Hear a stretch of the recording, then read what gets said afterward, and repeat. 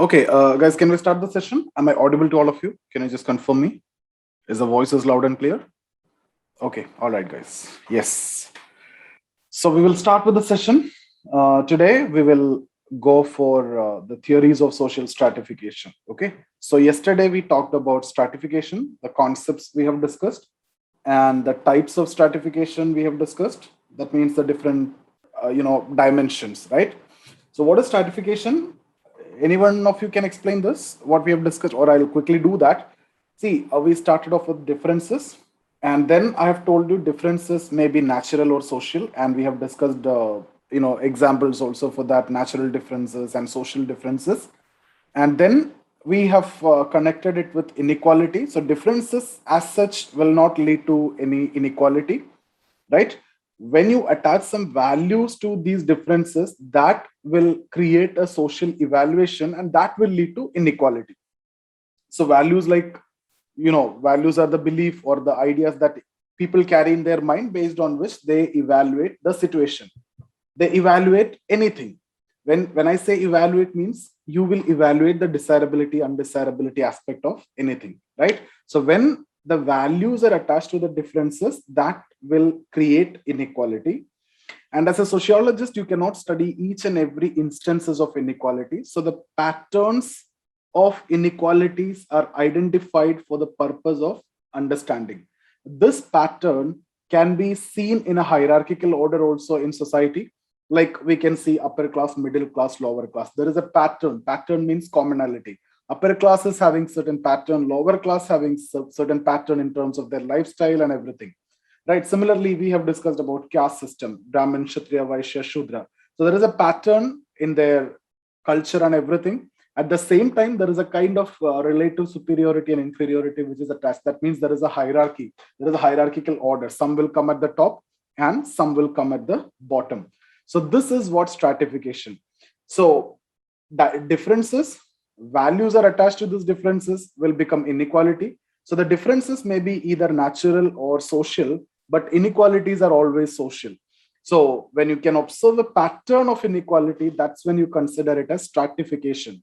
So all stratification is based on some kind of inequality, but the vice versa is not true. Not all inequalities will be considered as stratification. What is required? You need to identify the pattern. So whenever I talk about the word stratification, what is most important in that? Stratification obviously having this hierarchy. So there is a no question of inequality, it will be there, but there should be a pattern. On the basis of that pattern only, stratification will come into existence or stratification is actually understood. So pattern means commonality.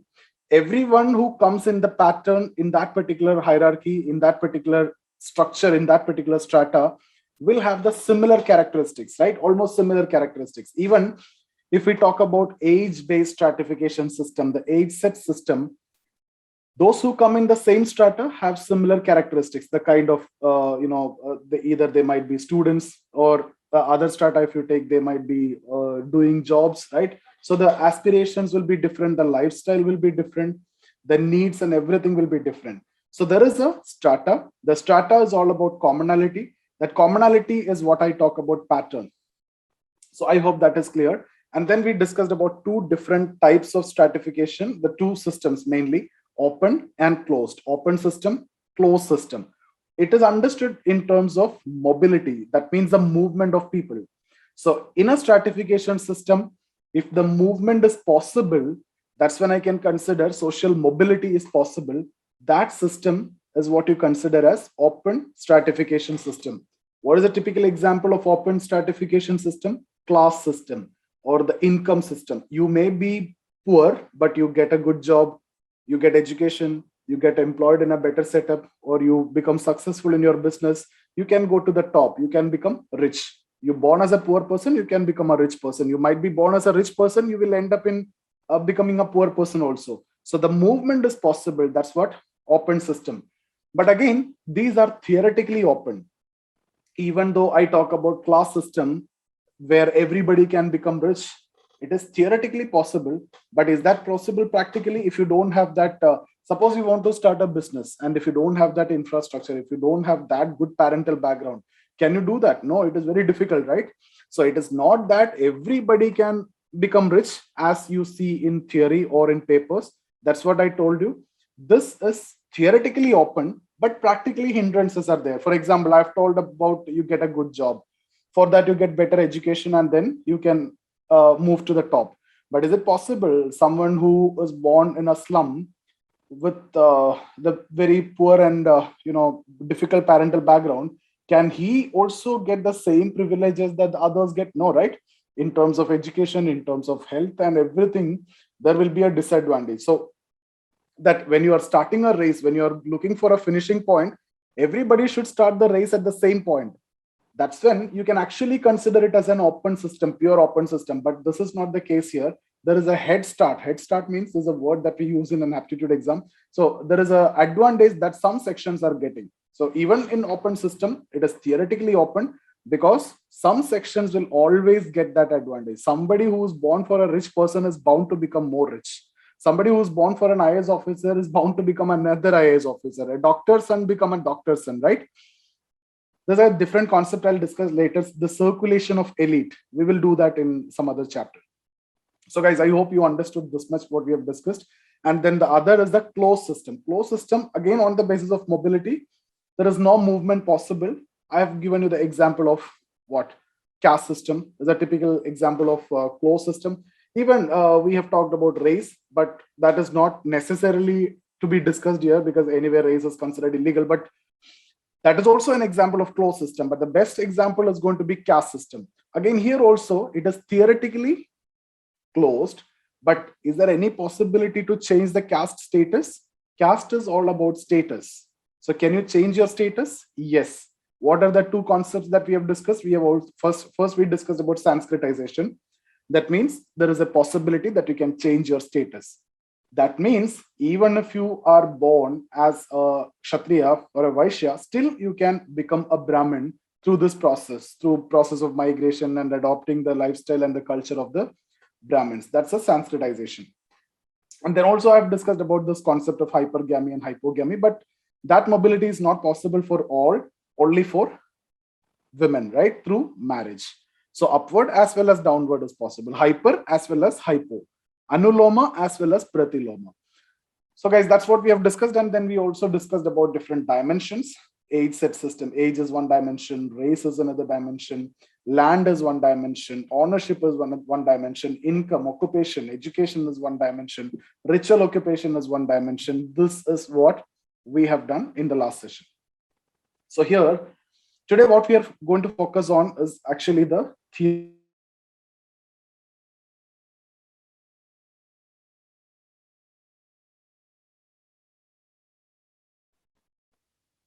Okay, so now again, you will see in the syllabus, there are three theories.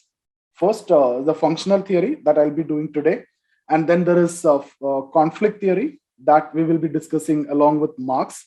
And then there is Weberian theory that you have to cover along with Weber. Okay, so it is the best time to discuss a functional approach because I'm going to introduce to you a new perspective, which I've already given you the glimpse of it. Whenever I talk about a functional perspective, what does that mean? I'm going to explain things in a functional way. What does that mean? Functional way means this is functional or this is necessarily fulfilling some vital functions for the survival of society. So whenever I'm talking about this perspective, functional perspective, the idea behind this approach is if something is existing, why it is existing? It is the society which is maintaining it. Then why society is maintaining it? Because it is necessarily fulfilling some or other vital functions for society. So inequality is there. We are going to address inequality or stratification here. Why it is existing? It is existing because it is necessarily fulfilling some vital functions for society. And it actually helps in the maintenance of social order. It helps in the maintenance of society or the system.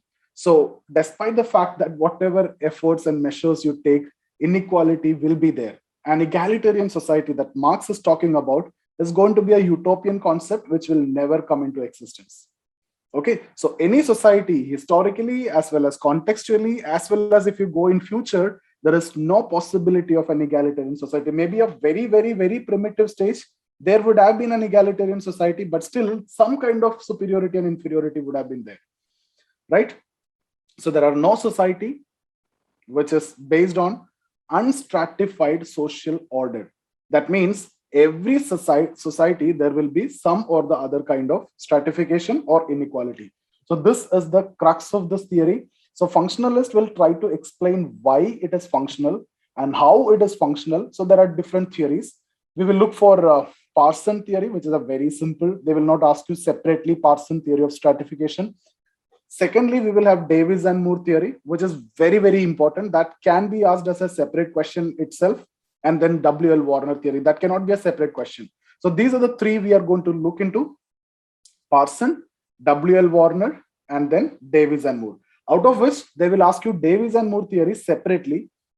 And otherwise, if they're asking you theories of stratification or functional theories of stratification, you need to write all the three. That is how it should be.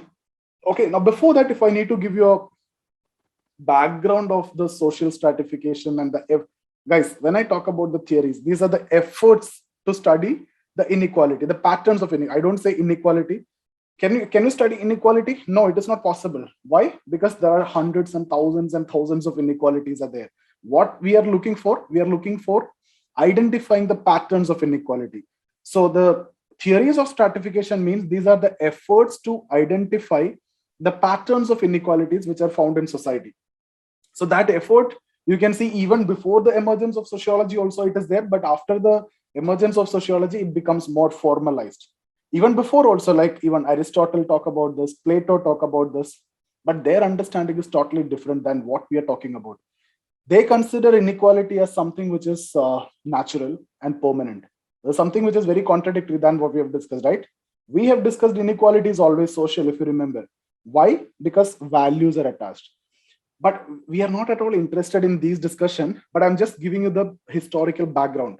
We are not going to write that in the answer also. Maybe in one line you may be talking about, but we are not much concerned about that. For example, you can see in the beginning the understanding of patterns of inequality as based on natural or permanent and inevitable. Like you can even take the names of not Auguste Comte, what this guy, Aristotle and Plato. Okay, so they are of the opinion that these are natural. When I say natural, what does that mean? People are born unequal. People are born unequal means what? People are born with different talents. Some are capable of doing certain things, some are not capable of doing certain things. So if people are born unequal, obviously there will be inequality. This is the idea in the beginning. That means inequalities are natural.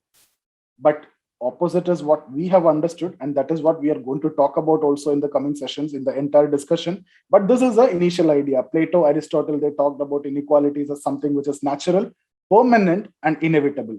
That is, people are born unequal. People having different talents. When they are born, they have that talent and it will be there with them. But then later understanding came, St. Thomas, St. Augustine, even before sociology, they are of the opinion that these property, okay, power, these are actually what bring in inequality. Some who hold property, some who hold power, they have some, they will come at the top. So that lead to inequality. So they are of the opinion that this is something which is socially created. So what you can see is there is a change which is actually happening. Then there are some sections of people, they will come and tell, like Rousseau, okay, those sections later, they will tell that it is either inherent, that means natural, or acquired, that means it would have been acquired over a period of time, or a combination of both. You already have the talent and then you acquired something, and then that is how this is. So initially natural, then social, that means acquired. Then comes an understanding that it could be either inherent or acquired or a combination of both. But anyway, after sociology, we don't want to look into all these things. It is all about social. Okay, inequalities are always socially created. When we talk about inequality, there is a value which is attached. There is a superiority, inferiority which is coming. Whenever the superiority and inferiority is coming, this is going to be social. When there is a desirability and undesirability is coming, this is a social element. Whenever there is a preference and rejection is coming, there is an element of social aspect. You guys got it, right? So inequalities for us is always social. So we will look into that perspective only. So we are going to study inequality as something which is social only, not as something which is natural. Okay, it may be permanent, it may be temporary, but we consider it as always social. So let's start with the first theory. First is Parson. Okay, let me write it so that it will be. Okay, so let's start with Parson. I'll explain Parson and then I'll write from Davis and Moore. Yes, Parsons' theory is very simple. What Parson is saying is every society is having certain norms and values. So what does that mean? Norms and values. Values, you know, norms, you know. See, in our class, if you take, do we have norms and values? Yes, right? We have. Similarly, society also have norms. And what do you mean by norms? Norms are the expected behavior. What is actually I expect out of you? Or what is expected out of you in a class? Similarly, what is expected out of you in a family? What is expected out of you in a society? This is what norms. Okay, it's about your behavior. Yeah. So, like when you go for a marriage, you should not wear a white sari. These are what you mean by norms. Some guidance, some guidelines, but these are not laws. Laws and norms are different. When you violate norm, there is no punishment. But when you violate the law, there will be a punishment. But violation of norm, it is what called as deviance, anomy or deviant. The person who violate the norm is a deviant. Okay, so suppose if I ask you to turn off the mic, don't make noise. It is a norm, it is an expected behavior in the class. So somebody who's creating noise, what does that mean? It is violation of norm. What is that person called? Deviant. On the other hand, if someone who's breaking the law and if the court is convicted, then that person is going to be a criminal, right? That is how you take it. So it's all depends on the law. If law is broken, there will be a punishment and that person is a criminal. If norms are broken, there is no punishment. I cannot punish you. Okay, that is, nobody can punish you for violation of norms. Maybe in traditional society, there may be social boycott and all, but that we don't consider as punishment like in the modern setup, right? So norms violation is not a problem actually. Nowadays, more and more violations of norms is what actually see, right? Because when there is a move from traditional to modern society, the norms are getting weakened. We are not interested in following the norms. We have our own individual aspects and our own interest, and we will focus on our own things only. We are not at all interested in society or others. When the things are getting very personalized, when the things are getting very individualized, and when you are in a very modern and a heterogeneous society, individuals' aspirations are more important than the collective conscience or the collectivity or the influence of society is actually coming down. So you don't tend to follow the norms regularly and religiously. Most of the time, norms will get violated. Now, norms are bound to be broken, actually, right? So this is a modern setup, but traditional society, that's not the case. So I hope you understood. Every society is having norms and values. Norms is nothing but the expected behavior that you're supposed to follow. These are the guidelines. Okay, so people always tend to follow the norms and values. People not only try to follow the norms and values, they also evaluate themselves on the basis of their conformity to norms and values. Even the society also evaluate that. So what Parsons says, this is very simple, guys. There's just one paragraph only. Every society is based on norms and values. People try to follow the norms and values always, often. And the people will also try to evaluate themselves on the basis of conformity to the norms and values. That means to what extent I follow this. And if you follow norms and values, you will be adequately rewarded also. So for Parson, social stratification is nothing but a system which is ensuring rewards for those people who follow norms and values. Simple. So those who follow the norms and values, like if I'm asking you to study that, if you follow that, you will be able to crack this exam. That is how it is, right? So you follow the norms and values, you will be rewarded. So someone will be rewarded, someone will not be rewarded. So those who got the rewards, they will be at the top. So a stratified order will come. So this is what a very simple theory by Parson. Now next is going to be very, very important that I'll just write the important points. So next theory is Davis and Moore theory. Okay, Davis and Moore theory of stratification, which is very important. This is again the functional theory. Parsons theory is also functional theory. Okay, so Parsons theory is actually those who are following the norms and values are rewarded. Okay, that is how social stratification has come into existence. Now, Davies and Moore. This theory is actually in terms of some propositions. So what you guys need to write in your answer is, you need to write the propositions. What the propositions are given by Davies and Moore. Now, after he gives some propositions, then what will happen is there will be some objections which will be raised by Melvin Toomin. Okay, so you give some propositions, then there will be some objections, and then what Davies and Moore will do is he will give some clarification to the proposition. Okay, so there will be proposition and then objections by Melvin Toomin and then clarification. So this is the structure of Davies and Moore theory. Now, guys, I have seen questions like critically analyze. Okay, Davies and Moore theory. So when you see critically analyzed question by Davies and Moore theory, what normally people will do is you will write this proposition and then you will write this objection as this criticism. That's not correct. Okay, so in entire 3 parts are actually part of the theory. This is actually the theory here. So we cannot take that as the criticism of this theory. Okay, so this complete set, the 3 are part of the theory. So generally, what is your critically analyzed structure should look like? You will be writing an introduction. So here you will write an introduction about stratification. Then you will write the theory. So here in this theory, this will completely come. Okay, and then you will start with this process, CCR, the contribution. First is contribution.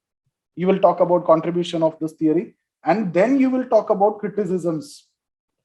Okay, so that means these objections are not the criticism that we are supposed to write. In fact, that objections actually enhance the theory and modified the theory through this clarification. So further criticisms are there that we can add from conflict approach or from Marx, because Davies and Moore, which approach? Functional, right? So functional theories need to be criticized with a conflict approach or the Marxian criticisms. And we can use feminist criticism, many other criticisms also I'll give you here. But remember, guys, this objection raised by Melvin Toomin, these are simple objections. Don't make it. I've evaluated those who are joining my classes, okay, but I've evaluated many papers and this is how it normally look like. So there's a misunderstanding of this. Actually, the students have. It is not the correct one. Okay, so what we need to do now, we need to talk about that proposition. Now, these are going to be very simple for you because you can easily relate it to yourself. Guys, what he's saying is the society is made up of some positions. Is there any problem within this? Society is made up of some position. Every society is made up of some position.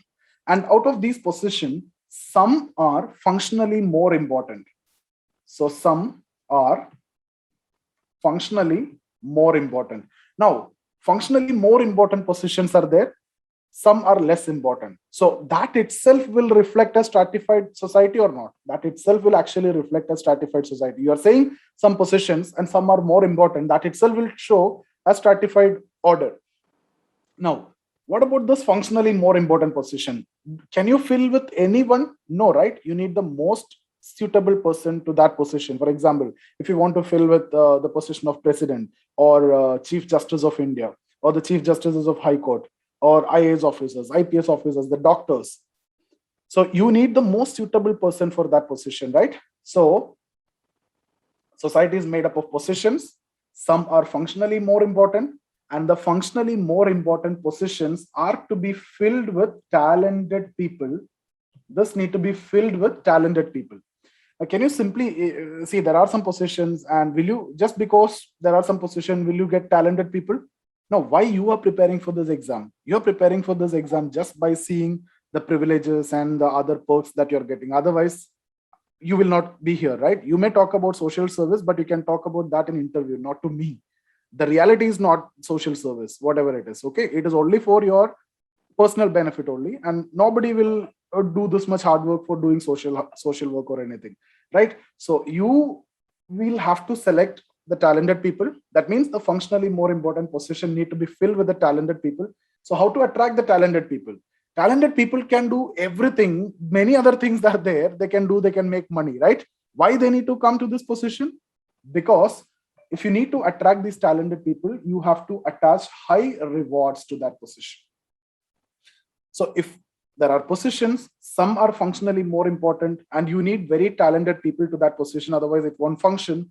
Now, if you need to get that talented people, you have to attach high rewards. It could be in terms of salary or other perks or other things. Okay.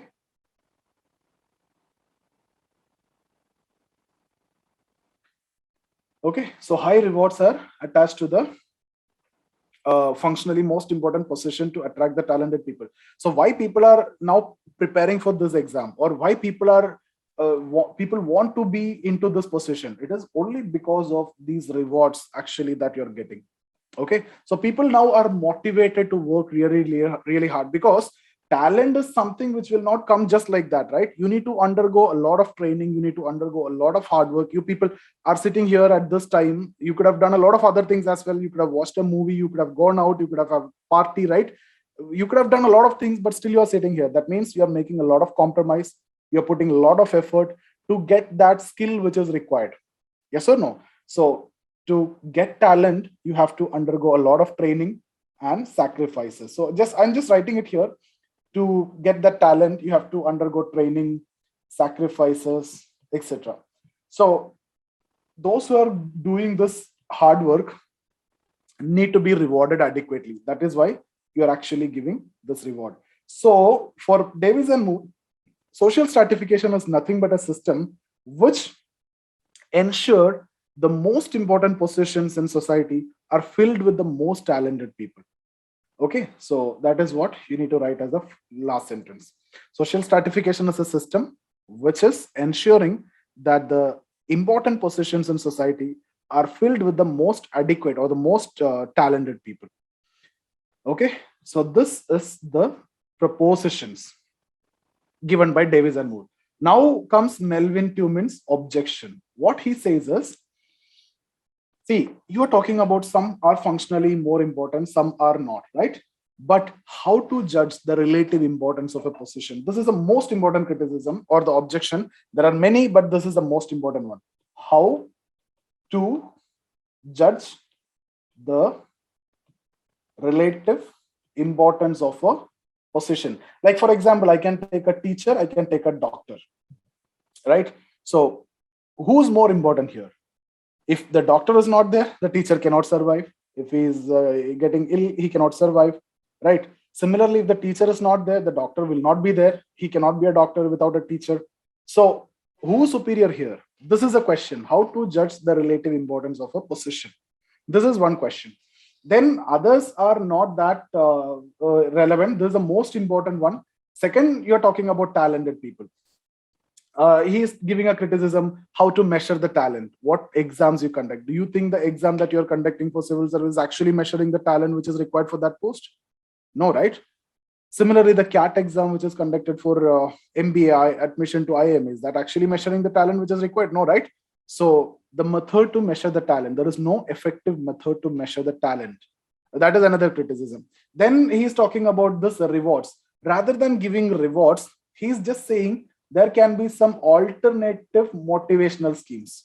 But he himself is very silent on that. Then he says people won't go for training or sacrifices. Maybe sometimes they will prepare something, and most of the time that will be the money spent by the parents only, like that. These are very simple objections. But which one is required to be addressed here? This is the one which is required to be addressed. How to judge the relative importance of a position? So Davis and Moore further clarified. He says that it is difficult but not impossible to judge the relative importance of a position. Now he gave two criteria. First criteria is the degree to which the one in question is unique. Guys, if you look into this teacher and doctor itself, which one is more unique? Doctor is more unique, right? Teacher, anyone can be a teacher. Even tomorrow you can be a teacher. I am a teacher. I'm an accidentally a teacher, right? Similarly, but you cannot be a doctor like that. Teacher, anyone can be, right? So the one which is more unique, that is the first criteria. Okay, I hope this is very simple one. Second, the second is like you have two positions, the degree to which one depends on the other. So actually here again, in that way also you can see people depends more on doctor, right? Because if you see numbers of doctors are very less, Again, if you see an IAS officer or a doctor, if you combine, in that case, it will be an IAS officer. So in a district, there will be only one IAS officer. So the dependence is the second criteria. First criteria is the uniqueness, degree to which the one is unique. Second criteria, the other positions depend on the one in question. So the dependence, which position is more, dependent, right? So here it is IAS officer if you compare it with a doctor, or teacher and doctor if you compare it will be a doctor, right? Because the numbers are less, so the dependence will be more. So this is the clarification which he actually gave. Then the other clarification also given, but that's not worth mentioning. He's talking about alternative motivational scheme, but you cannot do that. Then the society will not be in order. It will be in turmoil. It will be in chaos and all. So this is the clarification. So the theory is pretty simple. I'll just repeat it. Davis and Moore come up with some proposition, explain how systematically the positions are created, how stratification is coming, right? Melvin Tubin raised the objections and then gave the clarification. So what are the proposition? Simple. Society is made up of positions. Some are functionally more important than others. And the more important positions are to be filled with the talented people. To attract the talented people, you need to give very, very high rewards. We can see the more or the better the position is, the better the rewards are. Okay, so to get that talent, you have to undergo training and sacrifices. So this must be rewarded adequately. So social stratification is a system which is ensuring rewards, or which is ensuring that the most important positions are filled with the most talented people. So if you go for training sacrifices, if you acquire the talent, you will be given the post, right? So you will be getting that important post and you will be given that reward, whatever you're looking for. Okay, so this is what. And Melvin Tubin objection, how to judge the relative importance of a position. Others are not that significant. I'll give you in the PDF anyway. Now, how to answer this one? One, in terms of uniqueness, which one is more unique? Second, the degree to which the other positions are dependent on the one in question. So that is the two way in which you can address this one. Okay, so guys, this is about the theory of Davis and Moore. W.L. Warner theory I'll discuss along with the PDF. So that is going to be pretty simple only. So Parson and Davis and Moore. Let's move to the PDF now.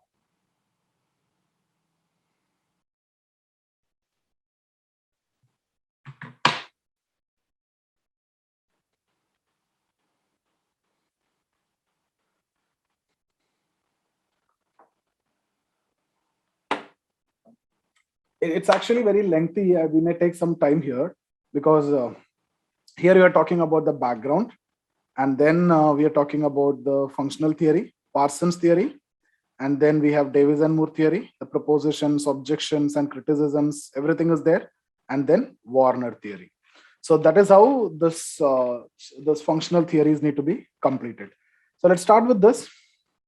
It is often argued that some forms of inequalities are present in every society. Understanding the pattern of inequalities has been the concern of intellectuals since ancient times. Apart from academic text, the socio-religious writings often contain views on these patterns. With the emergence of sociology as a distinct discipline, the subject came within the purview of sociological investigation. Guys, whatever we are discussing as a background, you cannot write it in your answer. Hardly, you just need 30, 40 words maximum to write the introduction. Okay. Like ancient philosophers like Plato, Aristotle theorized about the patterns of inequalities.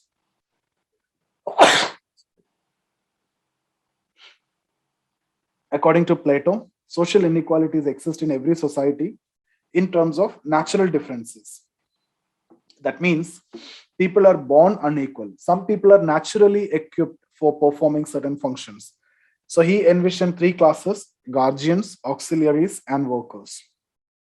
Similarly, Aristotle also is of the opinion that inequalities are natural and there is a natural rank order among them.